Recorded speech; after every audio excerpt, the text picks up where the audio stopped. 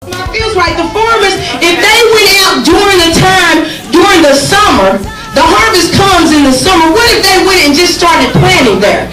The crops and the things that we see coming up now in the springtime, in the summer, they were not planted last week.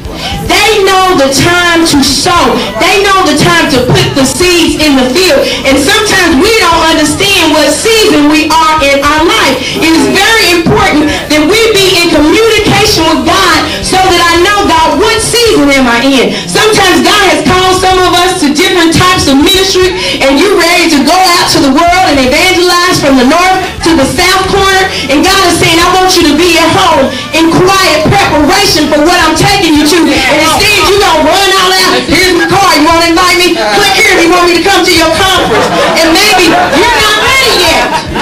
Maybe the time, the seeds that you're sowing right now is the time of preparation. And he just wants you to sow the word on the inside of you. He wants you to be up in the prayer closet. He wants you to be in the closet praying and just pouring stuff into you. But you think it's time for you to go out. And so you go out, and then the first time you go to somebody and they speak and they frown at you, then you don't want to preach no more. And